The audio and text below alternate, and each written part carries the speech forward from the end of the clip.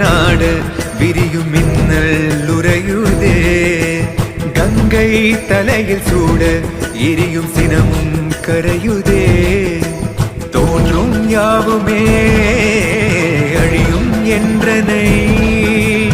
எந்த நாணவம் அழித்த சிவசக்தியே என்றும் அழிந்திடா